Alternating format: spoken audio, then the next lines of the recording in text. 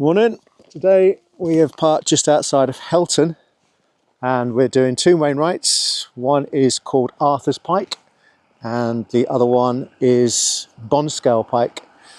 We've started reasonably early this morning because the days are starting to get a bit shorter now, and although this is meant to be quite a relatively straightforward walk as we start at 300 or so meters and finish at about 550, it's still quite a long one.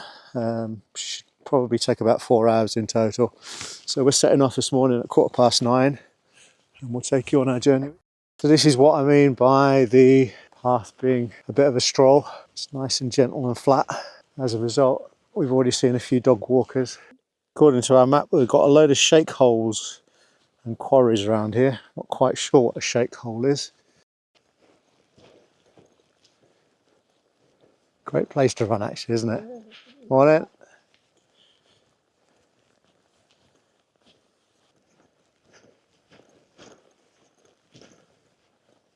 So there's a cairn circle over to the right, which I'm guessing is that set of rocks just over there. Oh, this is the point where we turn left and head uphill slightly. Little signpost here. What does it say? Ascents loop. Allow the castle 2.5 miles. The other bits have been taken off. We're heading up this way into the cloud. This is a stone circle. On the map there's something called the cockpit. I don't know if this is the cockpit or not.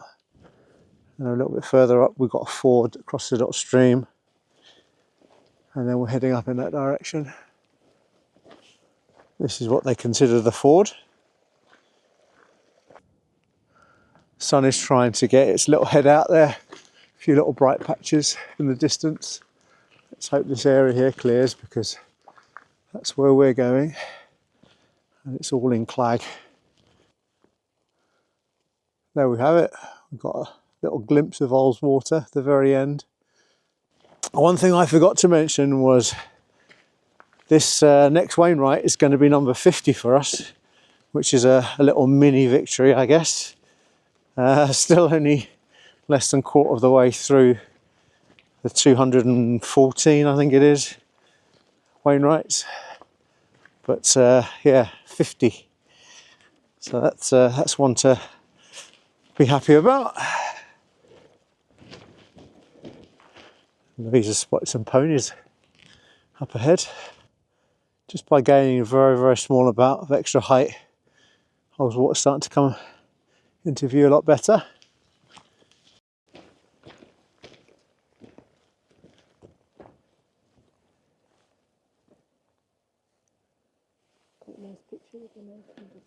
Yeah.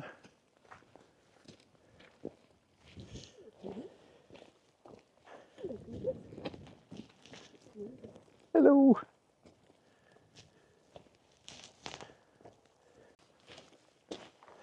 Now it looks like we're going to be blessed. The cloud is lifting. And by the time we get to the top, I'm hoping we're going to get an amazing view of Ullswater. It's really starting to open up now. Little fell runner. There's quite a few mushrooms around here, I noticed.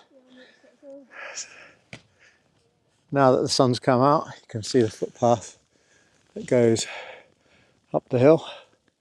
And over here, that little lump, white knot, we're going to be heading just slightly to the left of that and continue our way. So this is really the first bit where there's been any sort of ascent worth noting. Even here it's not that much, but you can see we're now heading uphill a little bit more steeply, but very, very manageable. It's getting much more boggy underfoot. Squelchy squelch.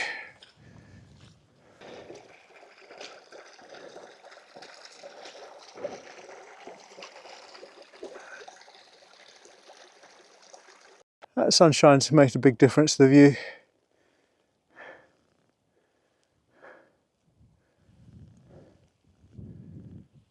That's where we're heading. Up there.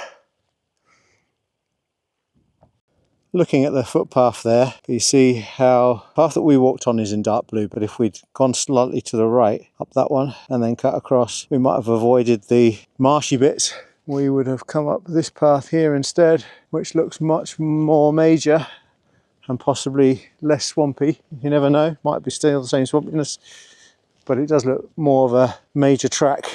So this is the path we could have come up. Great day for a fell run. So we're hardly any distance now from our 50th Wainwright, Arthur's Pike. You can see Pooley Bridge down there at the very end of Ullswater. I'm hoping that this bit that disappears here, when we get up there on that peak, that we should be able to see a lot more of Ullswater. A little cairn next to the footpath here. Must be an indication that we need to be bearing off right. And that is actually Arthur's Pike. Well, there we have it, everybody. Arthur's Pike, Wainwright 50. Oh, I was hoping for a better view, but it's not too bad. I mean, I'm not complaining, to be fair. How can you complain when you can see Ullswater over there, whole range of hills, miles, even though the weather's pretty poor, and then the Pooley Bridge end of Ullswater over there. Well done, Louise. High five. 50. So from here you can actually see the walk goes up there and then follows this ridge in the cloud. And I think Bonscale Peak is this one here. And we're going to have to cross this little valley that goes across the bottom there. So this is really pretty. It's the sheepfold by Swarthbeck, where we cross over to the other side of this little mini valley and head up towards Bonscale Pike is where we're going to, which is on Bonscale Tower. Good place to grab some water. I'm going to cross over there, I think. Looks a bit muddier though, but it looks like there's quite a few little steps.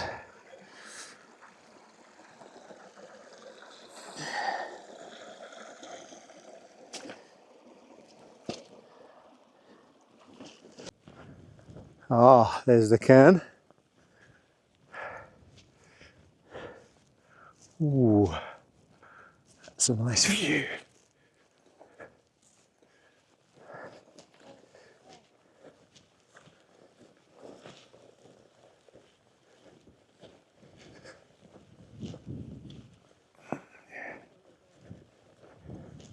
Oh wow, there we go. And the sun's come out just at the right time really, because look at that. Look at that.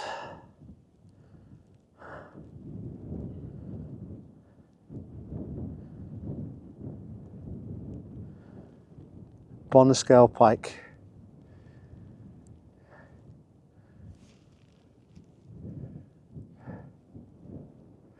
Ullswater's so long, it's very difficult to see the entire stretch of water without actually viewing it from a drone or something like that, which we've done before. There we are. 51 Louise. Yay. Got a steamer down there.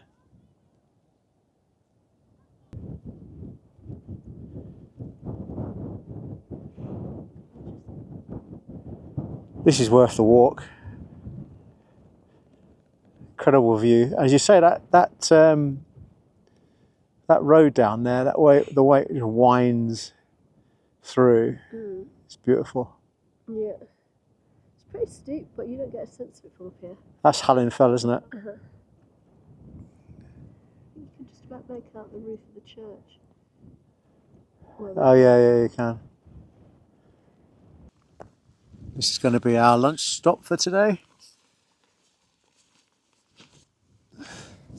Pretty good view.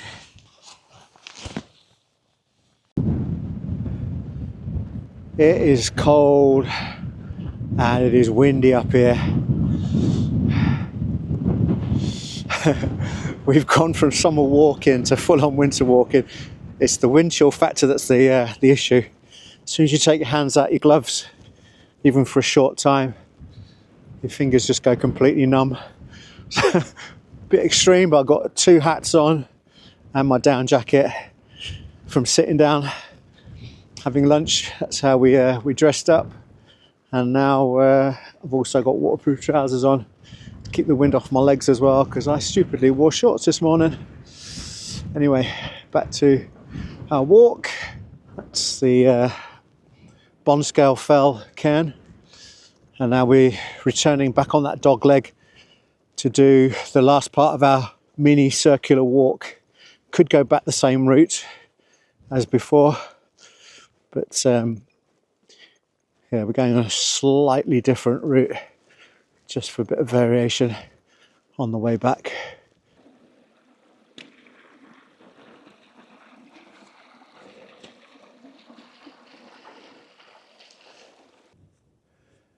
Yeah, so this is the point where we're going to pretty much come back on ourselves to create a circular route. Otherwise we could have gone either straight here or just slightly over to the left. The left would have been the same way as we came, but we're literally going to go completely the opposite direction, just for a bit of variation. And it's really, really boggy here.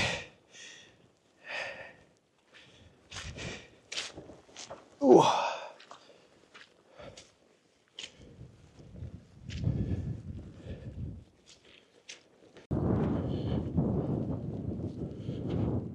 And this is the V in the path where we're going to go back on ourselves again and be heading back in the right direction to get back.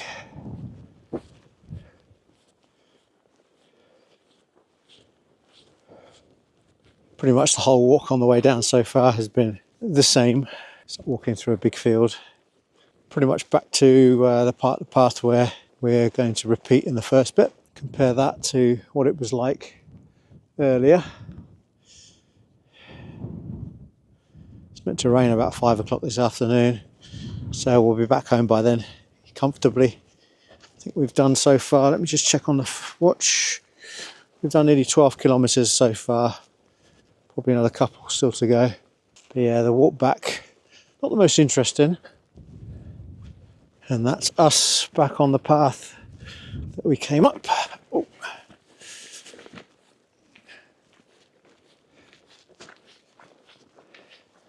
Leisurely walk back down to the car now. Well, the sun's really come out now, and that combined with losing a little bit of elevation, the wind dropping a little bit, we've gone from being freezing cold to being boiling hot. So straight back down to no gloves, no hats, no down jacket. Not far to go, about 1.5 kilometres, but starting to get a bit tired now, despite the fact it's been an easy walk. I'm looking forward to getting back to the car. Well, that's us back in the car. It's been a longish walk, according to my watch, 14.6 kilometres. What did you think, Louise? Yeah, it was good. Nice views, not too tricky.